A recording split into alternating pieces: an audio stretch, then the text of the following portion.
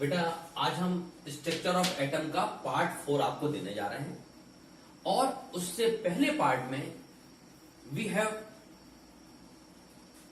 Discuss discovery of electron which is discovered by J Thomson. और हमने पढ़ा था discovery of proton which is discovered by Goldstein in discharge tube and discharge tube made by William Crookes. ये सारे के सारे experiment जो हुए उस समय वो सारे के सारे विलियम क्रूक्स की डिस्चार्ज ट्यूब में हुए, वो हम डिटेल पढ़ चुके। And property of cathode rays and property of anode rays हम पढ़ चुके। जिसके बाद में J Thomson conclude atom is neutral, it has negative and positive part and give a model which is known as model of J Thomson. J Thomson का model है। वो model उन्होंने दो नाम से दिया, एक plum pudding number 1 plum pudding, और इसी का दूसरा नाम था वाटर मिलॉन। यानी कि हम या तो इस कटोरे को गोल हाफ कटोरे को कट किया, इसको हम या तो मान लें कटोरा प्लम पुडिंग, इसके अंदर ये मिल्क भरा है and milk treated as a positive, उसके अंदर ड्राई फ्रूट पड़े हुए हैं, स्कैटर्ड हैं, dry fruits treated as a negative charge. इस तरह से हमारा पूरा एटम है and total positive and total negative is neutral, और एटम पूरा के पूरा न्यूट्रल है। ये जो वाइट में दिखा रहा हूं ये पूरा पॉजिटिव है, ये छोटे छोटे में जो दिखा रहा हूं वो नेगेटिव है। ये हो गया हमारा प्लम पुडिंग। इसी को इन्होंने वाटरमेलन बोला। ये जो हमारा व्हाइट पोर्शन है इसको हम रेड मान लें, और red is the mass which has positive charge. ये red pulp of watermelon treated as a positive and seeds, उसकी जो बीज है it's treated as a negative charge and total is neutral। Total क्या हुआ? न्यूट्रल हो गया। ये दो तरह से समझाया, बट ये पढ़ चुके, but the model of J Thomson watermelon and pudding plum pudding क्या हो गया? ये फेल हो गया। क्यों फेल हो गया? Because it is complete solid, ये पूरा कंप्लीट सॉलिड है and a new experiment perform by Rutherford, और जैसे ही वो एक्सपेरिमेंट आया तो ये फेल हो गया। क्यों फेल हो गया? इसके हिसाब से this model is the solid, this has solid mass, there is no empty space, यानी कि वाटरमेलन के अंदर खाली जगह नहीं होती है। लेकिन यदि इसके अंदर हम कुछ डालें और यदि वो निकल जाए, यदि वो चीज निकल जाए, इसका मतलब एम्प्टी स्पेस है। और यदि हम कुछ चीज डालें और उसके अंदर से या तो हमारा मिल्क बाहर आ जाए, या हमारा फ्रूट बाहर आ जाए, या हमारा मिलन की जगह पल्प बाहर आ जाए, या हमारी सीड्स बाहर आ जाए, तो ये सॉलिड है। और लेकिन ऐसा जो इसमें दिखाया गया था एक्सपेरिमेंट में ऐसा प्रूफ नहीं हो पाया, तो ये फेल हो गया। ठीक है, यानी कि it could not explain the scattering of alpha particle. Alpha particle की जो स्कैटरिंग हो रही थी वो एक्सप्लेन नहीं कर पाया। तो जो अगला मॉडल आया वो आया रदरफोर्ड एक्सपेरिमेंट। ठीक है, Rutherford perform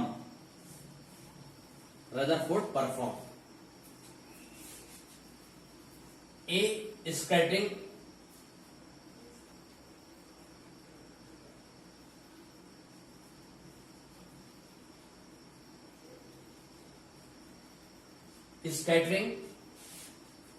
of alpha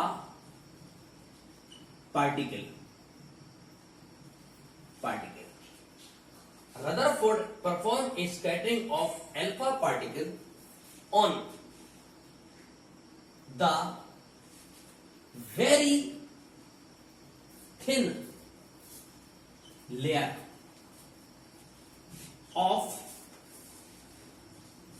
gold,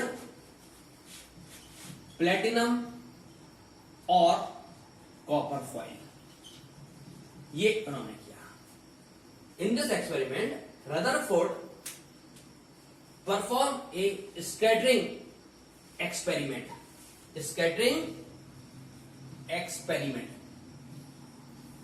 of alpha particle on the very thin layer of gold foil.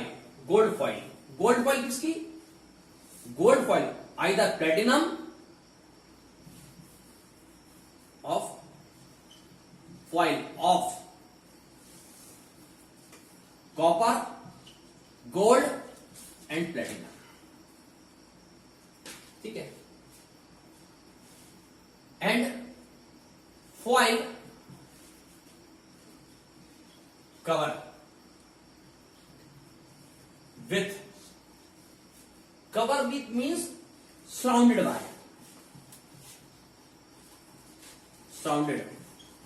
by zinc sulfide screen.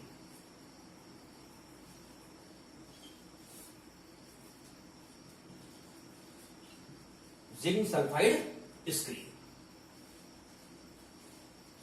according to diagram. सुनिए कैसे. सबसे पहले अल्फा पार्टिकल एक्सपेरिमेंट है. तो रदरफोर्ड ने क्या किया in this experiment Rutherford bombard the alpha particle. And what is the alpha particle? First we will discuss what is alpha particle. और स्कैटिंग में उन्होंने पहले फॉल किया फॉल द अल्फा पार्टिकल. ठीक है, या rays of alpha particle on the gold foil, thin layer of gold foil. देखिए कैसे किया.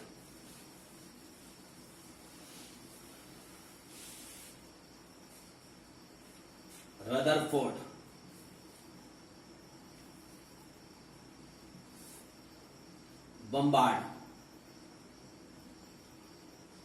bombarded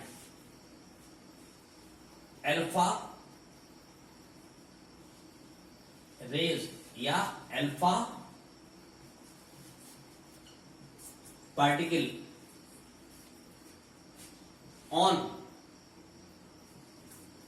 thin foil of gold.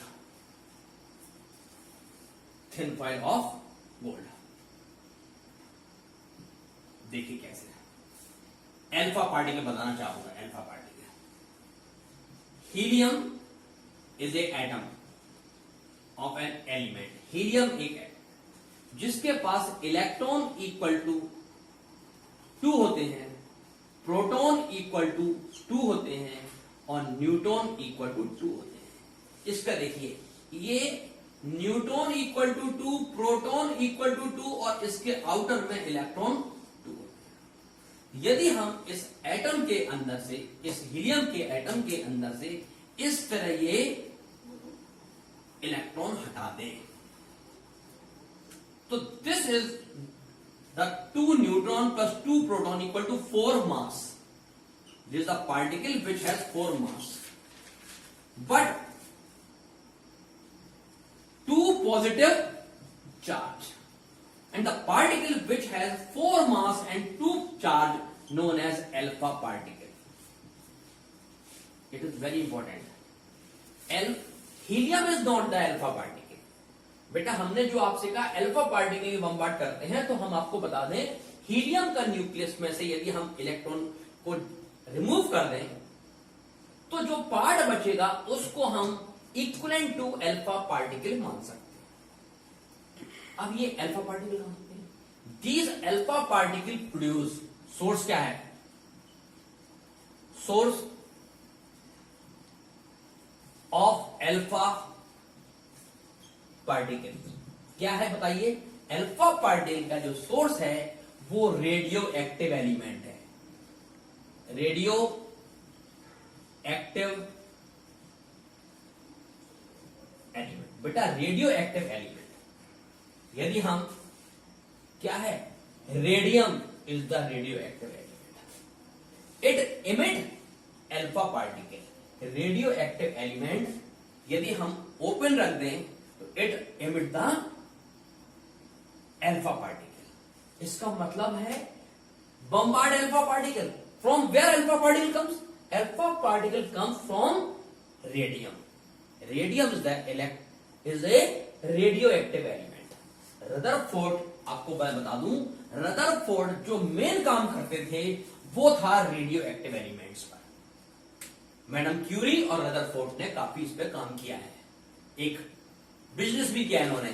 तो बेटा ये जो रदरफोर्ड का एक्सपेरिमेंट था, उन्होंने अपने बिजनेस से ही इसको आगे बढ़ाया था। और क्या हुआ, एक मॉडल बनाया। कैसे? देखिए, this is the box made of lead and black polish. ये हमारा बॉक्स है। इस बॉक्स के अंदर ये ब्लैक कवर है पूरा, ताकि इसका रेडिएशन कहीं और ना हो। And this container open from the top, ऊपर से खुला हुआ है, इसको यहां से साइड से। And put a very thin foil of gold in front of this box, and this box consists radioactive element radium, and radium emit alpha particle। Radium से अल्फा पार्टिकल emit हुए and fall on the thin foil of gold, सोने के ऊपर टकरा। अब इससे कुछ after the bombarding of alpha particle, these raise या दीज पार्टिकल गोज आउट, बाहर निकल गए। अब ये कैसे मालूम पड़ा? This gold foil surrounded by A screen, एक स्क्रीन से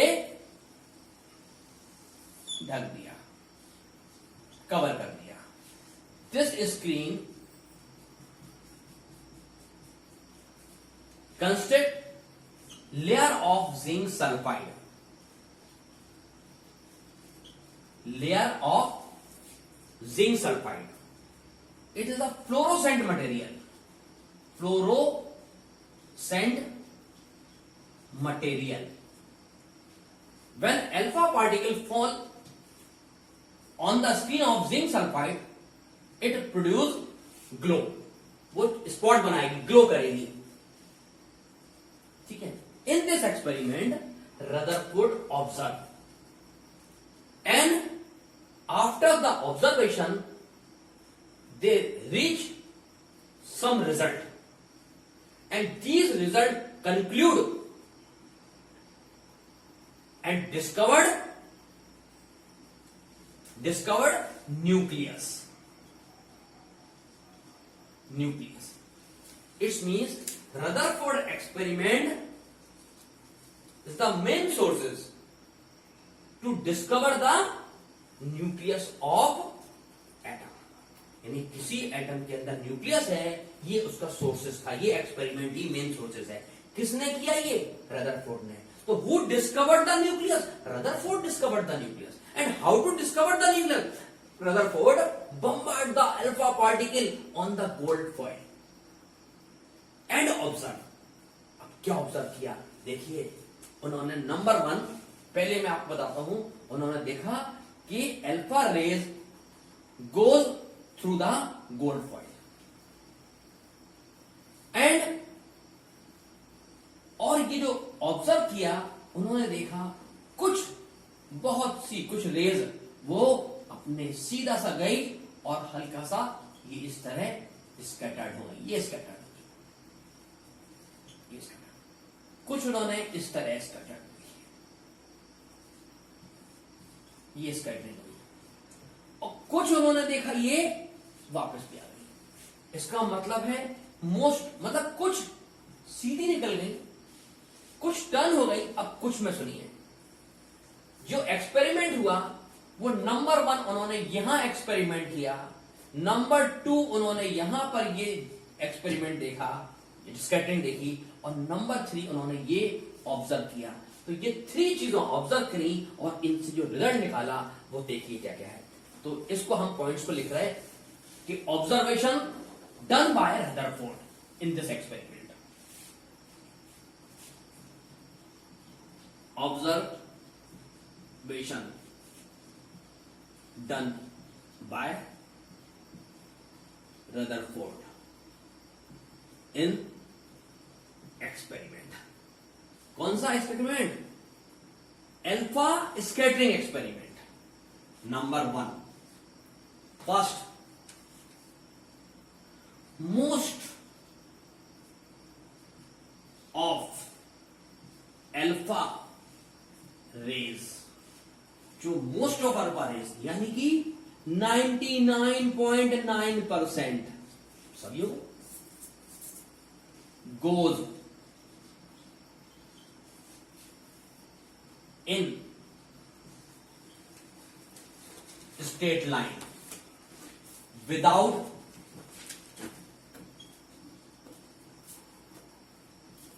डिफ्लेक्शन। पहला डिफ्लेक्शन। उसके बाद क्या रिजल्ट हुआ, उसका रिजल्ट हम बाद में पढ़ेंगे। Result first, result second,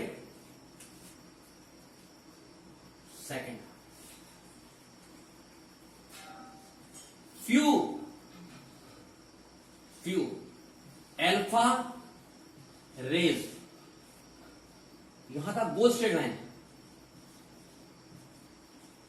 deflected,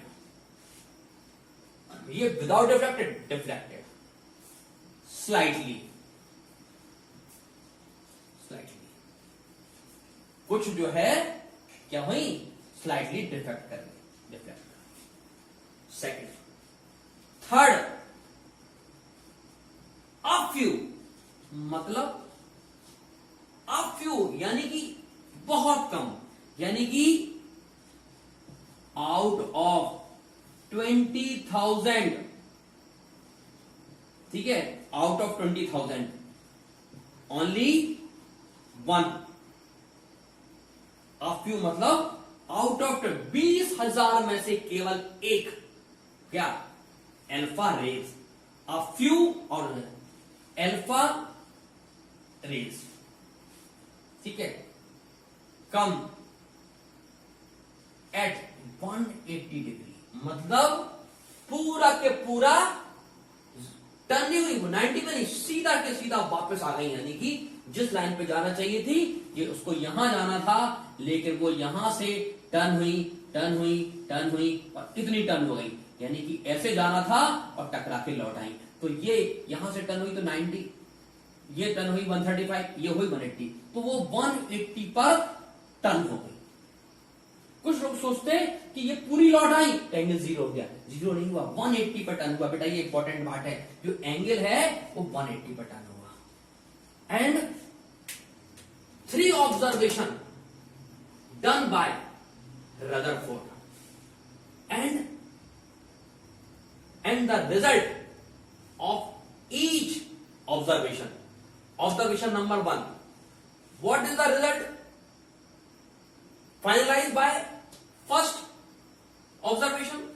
Means पहला ऑब्जर्वेशन का जो रिजल्ट था वो था most of part of atom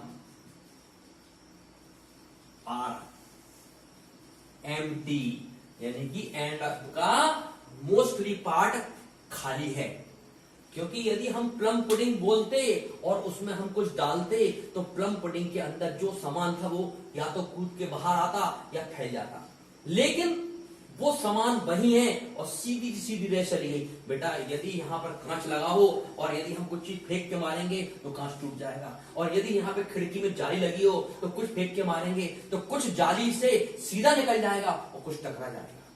जाली जितनी बड़ी होती जाएगी उतने पार्टिकल सीधे निकल जाएंगे विदाउट डिफ्लेक्शन। यानी कि 99.9% alpha particle, alpha raise travel in straight line without any deflection. इसका मतलब 99.9% चीज निकल गई, उतनी तो खाली है ना। इसका मतलब most of part of atom are empty. इसका मतलब जो एटम हमारा गोल गोल हमको लग रहा था पुडिंग की तरह, वो हमारा भरा हुआ कटोरा नहीं है, वो हमारा खाली खोखला कटोरा है, एम्प्टी एम्प्टी है। पहला। सेकंड सुनिए, अब फ्यू रेज, कुछ थोड़ी सी जो अल्फा रेज हैं डिफ्लेक्टेड स्लाइटली, यानी कि alpha has positive charge, alpha have positive charge, और वो पॉजिटिव चार्ज यदि दूर चला गया इसका मतलब एटम के अंदर कोई भारी चीज पॉजिटिव है, इससे वो दूर चला गया। इसका मतलब हुआ कि alpha rays deflected because alpha has positive charge and they deflected. जैसे ही वो दूर चली गई सीधी न जाके टर्न हो गई है, तो डिफ्लेक्शन का मतलब हुआ कि पॉजिटिव पार्ट, ठीक है, प्रेजेंट है, यानी कि पॉजिटिव पार्ट प्रेजेंट है इन एटम। बहुत थोड़ा सा जो है पॉजिटिव पार्ट प्रेजेंट है, ठीक है। तो ये मोस्टली खाली है and some positive part present in atom, यानी कि कुछ जो है एटम के अंदर पॉजिटिव पार्ट है। अब सुनो कैसे है, ये समझ में आया कि एक तो एटम मोस्टली खाली है, तो एक तरह से एटम जो है खोखला है। दूसरा, थोड़ा सा हिस्सा उसका टर्न हो गया, थोड़ा सा, इसका मतलब उसके अंदर कुछ ऐसी चीज है जो अल्फा पार्टिकल को रिफ्लेक्ट कर रही है, रिपेल कर रही है। Alpha particle has positive charge, इसका मतलब एटम के अंदर थोड़ा सा सम पॉजिटिव, कुछ छोड़ वह पॉजिटिव पार्ट है और पॉजिटिव रिपेल कर गई, तो वो अपने रास्ते से सीधी जाके स्लाइटली डिफ्लेक्ट कर गई। डिफ्लेक्टेड, ठीक है, few alpha rays deflected slightly, यानी कि थोड़ा सा अल्फा पार्ट, वहां कुछ पॉजिटिव पार्ट है। But important point, this point is very important, सबसे इंपॉर्टेंट पॉइंट है, ये पूरा हमारा रहस्य खुलता है। A few out of 20,000 only one alpha rays, यानी कि 20,000 में से हमने 20,000 भाले डाले कहीं पर, 20,000 तीर मारे और 20 में से उस एरिया में केवल एक व्यक्ति मरा, इसका मतलब है बाकी जगह व्यक्ति नहीं है, एक छोटी सी जगह व्यक्ति है। इसका मतलब क्या हुआ कि अल्फा पार्टिकल जाके लौट आए, और कोई भी चीज जाके तभी लौटेगी जब उसका मास कम हो और जिससे टकरा रही हो उसका मास ज्यादा हो। तो दो चीजें हो गई, एक तो बीच में एक पॉजिटिव चीज है जो अल्फा पार्टिकल को रिफ्लेक्ट कर रही है और एक मास भी है, तो इसका मतलब है, लेकिन क्या है, अ फ्यू, यानी कि इतनी सारी रेज में से, यानी 20,000 में से केवल एक अल्फा रेज ही टकरा के लौट आई, यानी कि पूरे एटम की जगह, पूरे एटम के अंदर एक बहुत ही वेरी स्मॉल पार्ट, यानी कि वेरी स्मॉल पार्ट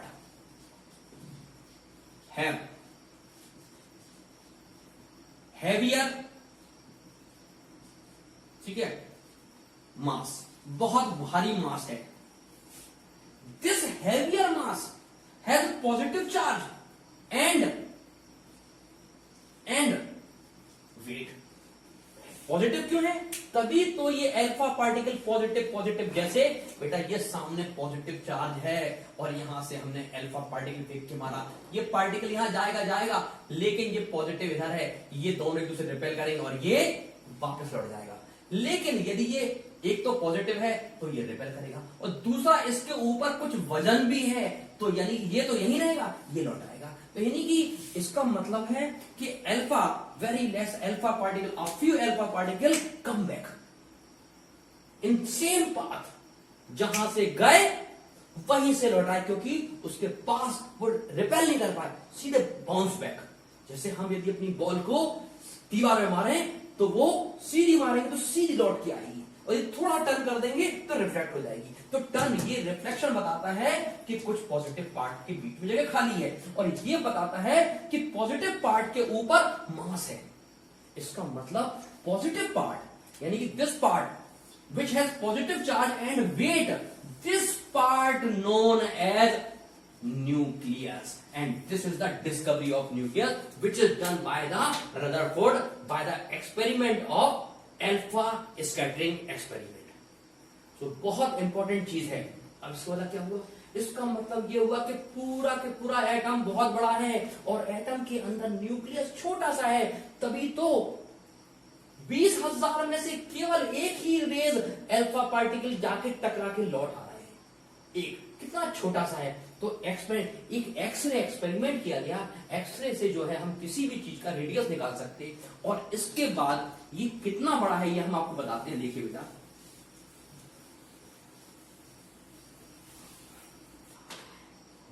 ये हमारा न्यूक्लियस होगा, और मैं आपको जरा इसका मॉडल और बना के दिखा दूं। बेटा ये जो है ये न्यूक्लियस है, इस पर पॉजिटिव और यानी कि न्यूट्रॉन और प्रोटॉन है, ये वेट है, और ये इलेक्ट्रॉन है। ये क्या है, इसके अंदर इलेक्ट्रॉन है। इसमें जब रेस डाली तो इसमें से ये स्टेट निकल गई एटम में। कितनी निकल गई स्टेट, ये जो निकली ये रेस थी 99.9%। अब इसमें से ये रेज, इसमें से ये रेज रिफ्लेक्टेड हो गई। इसका मतलब ये पॉजिटिव है, ये पॉजिटिव है, और ये पॉजिटिव, ये क्या हुई, ये वजन से रिफ्लेक्ट कर गई। इसमें से 20,000 में से केवल ये पूरी 20,000 में से केवल एक रेज गई, और इसको सीधी जानी थी, ये यहां ना जाके ये कम बैक वापस आ गई। यानी कि यहां पे कोई बहुत वजन वाली चीज है जिस पर ये यहां जा ही नहीं पा रही। क्यों, एक तो पॉजिटिव है, दूसरा वजन है, तो पॉजिटिव और पॉजिटिव रिपेल कर गई। तो ये रिपेल, ये नहीं गई दूर, लेकिन ये दूर गई। यानी कि जो चीज भारी होती है वो रिपेल करती है। दो चीजें पे सेम चार्ज है, और एक 1 kg की, एक 10 kg के, दोनों को पास में लाओगे तो 1 kg वाली बैक होगी, 5 kg वाली बैक 10 kg वाली बैक नहीं होगी। तो ये भारी था, तो एटम पीछे नहीं गया, अल्फा पार्टिकल पीछे चला गया। इससे प्रूव हो गया। लेकिन ये बहुत इतने बड़े एरिया में से केवल एक जा रही है, तो इसका मतलब ये इसका radius very very very less है। तो radius of nucleus is very very less that's radius of atom. ये रेडियस बहुत बड़ा है एटम का, और ये रेडियस बहुत छोटा है। तो अल्फा एक्सपेरिमेंट से मालूम पड़ा, क्या मालूम पड़ा, कि जो रेडियस ऑफ न्यूक्लियस है वो 10⁻⁻15 मीटर का है, इसका रेडियस। और जो रेडियस ऑफ एटम है वो 10⁻⁻10 मीटर का है। अब देखिए कितना फर्क है। यदि हम इसके साइज का रेशियो में कंपैरिजन करें तो radius of nucleus upon radius of atom, radius of nucleus में 10⁻⁻15 और रेडियस ऑफ एटम है 10⁻⁻10। तो यदि हम सॉल्व करें तो ये बचेगा 10⁻⁻5।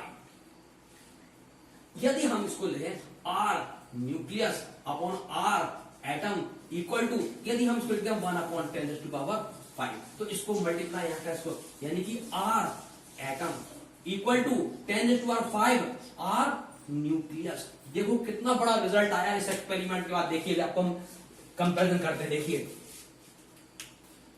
साइज ऑफ एटम कितना है, आर एटम इक्वल टू 10⁻5, यानी कि 1 2 3 4 5 1 2 3 4 5 आर न्यूक्लियस। इसका मतलब है न्यूक्लियस में 1 लाख से जब मल्टीप्लाई कर देंगे तब आएगा साइज ऑफ एटम। इसका मतलब है कि न्यूक्लियस का साइज 1,00,000 गुना छोटा है या एटम का साइज 1,00,000 गुना बड़ा है। सोचिए, इसका मतलब है कि यदि पूरे के पूरे किसी पूरा बहुत बड़ी जो फील्ड है या बहुत बड़ा जो ग्राउंड है या बहुत बड़ा कोई कंपार्टमेंट है, यदि उसके अंदर हम न्यूक्लियस डालें तो वैसे न्यूक्लियस उस एरिया में उस साइज के 1,00,000 चले जाएंगे, साइज के हिसाब से, रेडियस के हिसाब से 1,00,000 के रेशियो में जाएंगे। यानी कि जो रेडियस है उसको जब हम 1,00,000 से मल्टीप्लाई करेंगे न्यूक्लियस से, तब उसका साइज एटम के साइज के बराबर होगा। कितना बड़ा फर्क है बेटा। और इस तरह ये डिस्कवरी हुई किसकी? न्यूक्लियस की।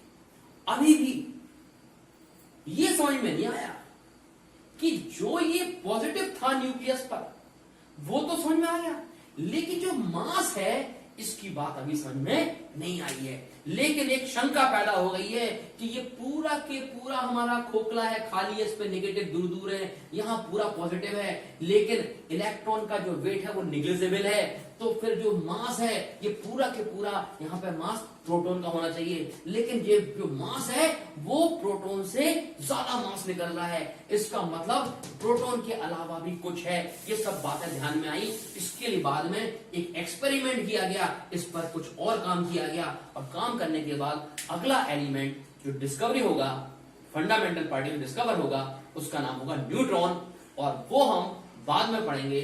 और आज के लिए इतना काफी है। आप पढ़िए, बहुत इंटरेस्टिंग चीज है। ओके बेटा, अच्छा लगे तो लाइक करिए, शेयर करिए। Thank you.